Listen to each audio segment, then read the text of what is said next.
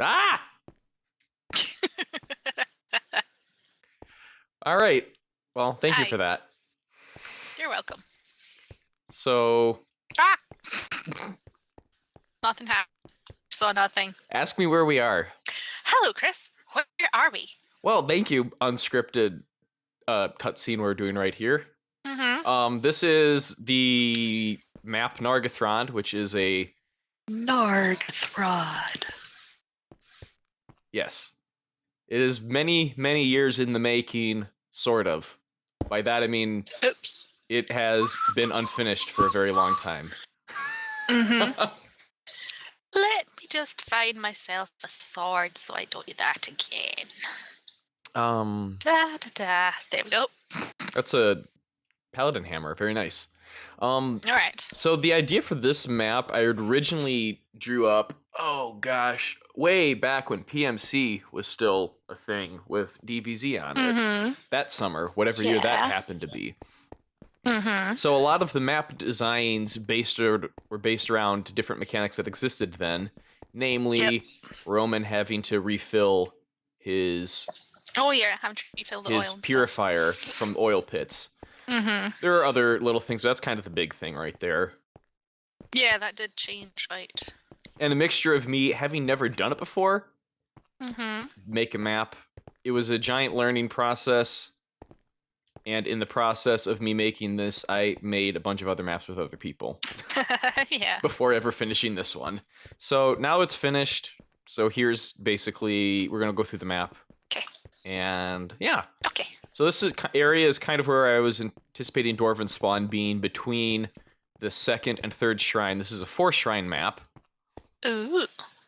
And this is between Fancy. the middle two. You can see 3 inside there, and you can see 2 on the little platform thingy out there. So let's head over towards in the direction of mob spawn. Here we come. Down these stairs here, we have a tree right here. So we do. In a nice courtyard. There's oil way back over there, very far away from things because Roman needs to leave the battlefield to refill, as well as a saw chopping place. A saw chopping place? Yes. Where you go to chop up your saws. Yes, exactly. Gotta cut those saws, keep them nice and sharp. This is a shrine. Yes. This platform holds a shrine, which... Hello. There's 3 ways up, 4 if you have skellies with vines. Which is... One of the things that I suppose when I was making this, I was trying to think of what the mechanics were or how people played the game at that time. Yeah. And skelly vines were kind of a big deal in regards to doing things. Yeah, they were quite a thing. So, yeah, basically a lot of the mountains that we're in here are pretty vertical. So you're going to be kind of required to use the skelly vines as a skeleton. To do stuff with that. Here's some gold next to the armor stands. Already got stuff on it for you, so you can smash up what's already there. Get started. One change that was definitely made was these chests, which are presents for some reason. Yeah, I don't know if shared chests are a thing or not, but if they aren't, then, you know, there's nothing to them. If they are, then great, they're there at different places. Yeah. One thing I did miss, so I'm going to fly over here to look at it, is this is where starting tools are, right here. Oh, right, okay. This is the everything. Originally had the map where there was not a place like this, and you had to go to individual places to get the things for that place. Such as you needed to go into the woods to get the saws, and likewise. Which is like over here, between the gold and the quarry, is where the shovels and picks are, that kind of thing. I didn't get rid of them, but I just added the everything place. outside back I there. turned around and missed you. All right, those stairs go up to that thing. Okay. Yes. Where have you gone? Oh, there you are. I'm flying. So this is a bridge. Yes, and this leads to the first shrine.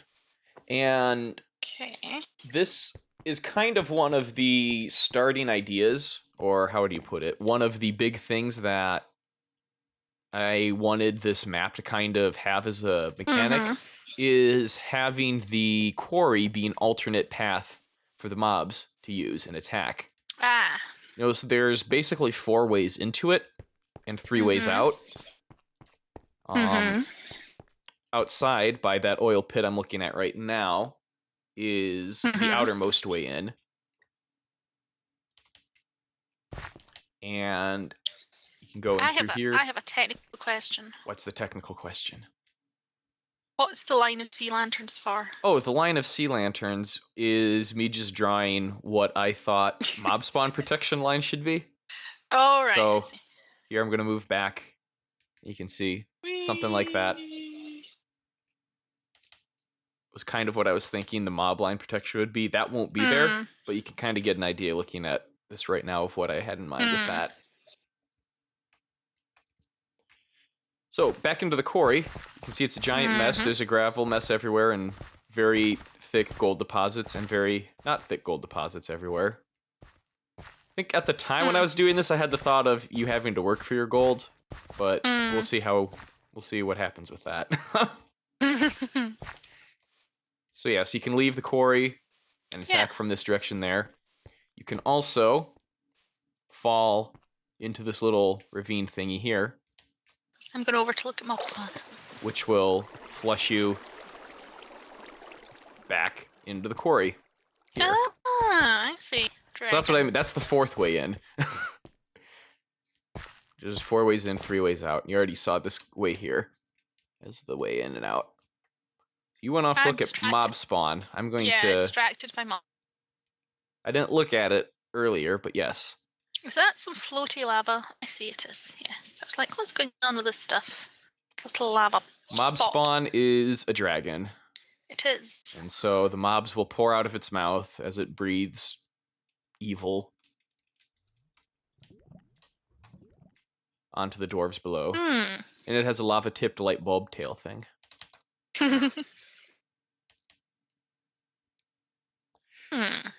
So yeah, outside we have the forest. Here's some axes with another saw chopper thing here to chop your saws up. Yep, like the posture.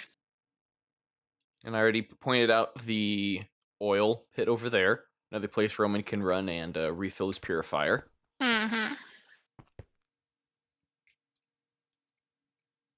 So I think that's kind of it out in this area. Obviously, the dwarves have this curved wall here that they need to rebuild, or the mobs will have a very easy time. So, heading back this way. First, second. So there's a nice archery platform up here. Probably nicer for skeletons than it is for dwarves. But the entrance to it is back here, so the dwarves can easily keep skeletons off, I think. And this here, I was trying to think of it's been so long, what the inspiration was for this entrance here. I mean, it has a kind of South American look to it, but that wasn't necessary. That was mostly unintentional. I mean, it is what it is. All right, that's just cobble. Okay. You might be able to destroy a lot of this front face to get in. Maybe, just maybe. Might be a bigger entrance than it looks. Now, What's this about? Used to, I think, more shared chests here. I used to have potion stands here, but got rid of the potion stands and put these here when shared chests became a thing. I guess at the moment, they're just rooms that are mostly pointless. And the main hall here. I started this map just as the, how'd you call it? The Mammoth Keep, the the keep creep size, if you will, with maps was happening. So Yeah. I thought this was absolutely massive, but obviously compared to other maps, this is kind of modest. But here, there's 3 routes of attack. There's straight down the center, nice and big, and then there's these smaller platforms up here, which obviously you can't just jump up onto as a dwarf. But the mobs can break through and they can jump down here on these 2. And there's also the 2 on the opposite side back there that you can defend or be attacked from also. And wolf across, maybe. Yep, and wolf across. I anticipated one of the things that you'd probably do as a dwarf is that you'd come and slab up these entrances just to slow down the attack. So this room's kind of the making people would probably skybase like they typically would, but I mean the map has already done it for you, so it's building your own's kind of like, hey, you just wasted time.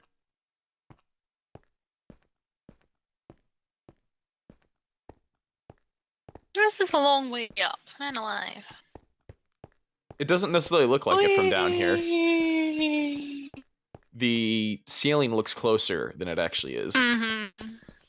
But this room here, the kind of lore was that these 2 giant entrances, walled up things, are the same as all the other ones, but they've been sealed because that is where all of the families are that can't fight, all of the children and and weak and elderly. So that was that kind of idea there. That's pleasantly grim. Now I will do a big jump like this, and you can see an oil pit up there. Now that's pretty close. Yeah. You might think that's pretty close to the shrine, except it takes a long time to get there. Because if you come down here, look at the sword. Oh, hold on, I'm going around in circles. Hey. You're at this intersection here. Both of them eventually lead to the same place, but one gets you there sooner. This is the fast way to Shrine 4. This is the long roundabout way that takes you past the oil pit to Shrine 4. So let's take the long way first. And this, I remember making 2 or 3 different threads on Reddit asking people about how to make spiral staircases. And this was why. It is very messy looking, but it is done so you can run up the whole thing and never have to stop to jump. Yeah. So that took a very long time to do. So I've got my oil here. And here's this massive oil pit. Now, then if you're smart and you want to be fast about it, you'd probably build a staircase leading from here to there, but that also makes it so mobs can advance faster if you were to do that. Where? I'm confused. Build a little staircase connecting the 2, but that would also make mob advancing through this alternate path way easier for them. Because this alternate path isn't really something that's reinforceable. So what makes it unattractive is how long it would take to get over here. Okay. But it is just breaks into this cave, which spits you out. Whoa. Whoop. Past. Oh, wow. You would have to be careful. Yeah. See. Past the other side of this hallway. Oh, right. I get it. So this is where the sword will be. Yes. All right. So if you go left, it's just like right there. Okay. I follow. Man alive. This is ginormous. Yep. Oh, dear goodness. That was ominous. That was well timed. I'm going to toggle downfall there so we don't have to hear any more of that. This is so big. This is what I call the Mines of Moria Khazad-dûm section of this map. And the reason for that is probably obvious if you look over that way. What way? Where are you looking? Towards Final Shrine. I don't know where Final Shrine is. It's too big. It's the big light. It's the lit area over there. With the hall. All right. Okay, I see. Oh my. This is so big. This was made before Oh, there's more ogres were a thing. So after ogres were a thing, I thought, well, what do I do about this? I'm going to do nothing. I'm going to change nothing. It was basically how that went. I was about to say, this reminds me of Forgotten Mines somewhat. I was really, okay, no shade, but I was really sad when I saw Forgotten Mines because I'm pretty sure I showed this map to the person who made it before they made that map. To get feedback on what should happen to it. So, yeah, there's several different routes. Technically two, but then it branches again. Obviously, you can go across this bridge here, which leads to a bunch of gravel wall. I totally lost you. All right, yeah. And some gold, and you can walk around this edge. Around the edge, yeah. The whole way. And just fall down here. And then I saw another set of stairs this way, which leads up and up around a sort of upper one. One of the reasons for all of these different paths is that these bridges can not be entirely destroyed, but very close. I think... Right, so they're partly bedrocked. Yeah, this one here is the most bedrocked. The main one or the top one? The top one. This upper one over here has the most bedrock in it. The other two are much less bedrocked. So that's one of the reasons for the multiple bridges. Cool. Is that you could potentially make the bottlenecks much more bottlenecked. And this final shrine room here, very bright, but also its size is a bit of a trick on your eyes. It looks pretty small, but that's only because this wall can be blown back and completely destroyed probably another 5 or 6 blocks. All of them. Oh. All of these walls can be destroyed back another 5 or 6 blocks. And I guess that kind of came about because it was originally this side is fully bedrocked.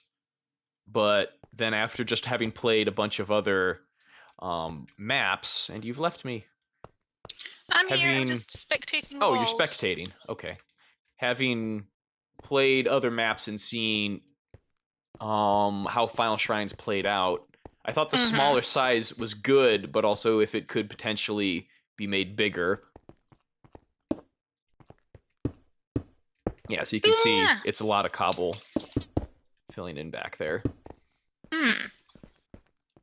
Which could also potentially work to the dwarves' favor if they wanted to actually, I don't know, they could potentially actually dig out a staircase of some kind, get a higher platform or anything. But it also just means that gobos, creepers, or any mob in general can destroy all of it and give you a much harder place to defend as it goes on.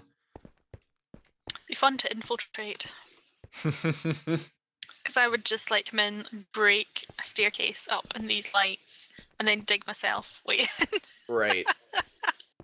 And then break the lights underneath me so no one can come up and get me. Oh, I've done that in Molten Grotto before. That'd be something you could do, I guess. Yeah, so I guess with this map, you have the 3 shrines, and then you have the big space where I imagine after the 3rd shrine falls, half of your doors could likely die retreating to final. So, I don't know. This could probably only work if you have a full game, this map. So, unsure of how well it'll play with smaller numbers. It is quite big. Well, it's interesting. And tried the best to put in some lights where different things are. You can see, like, this light is hanging down right here. And there's some gravel and gold here. If you have somebody that... Honestly, really wants to risk it. Honestly, unless you have a full game, it's probably not worth venturing down into these areas to get the stuff. But you never know. Yeah, so that's Nargothrond. There's lots of little things, especially in this big cave here, that could spend forever showing. But I'm sure if Jimmy wants to, they can spend time and find it themselves. Yeah. And totally not an Easter egg on the floor of this hallway. Totally not an Easter egg? Wait for it.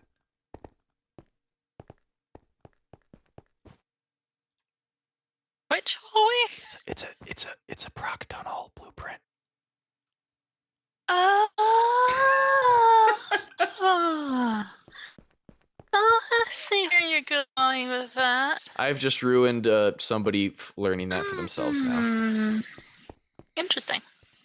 Anyway, so that's Nargothrond. Okay. Lots of people will die here countless times, I'm sure. Well, thank you very much for showing me around. Thank you for being a guinea pig. Letting me show you around. You're welcome.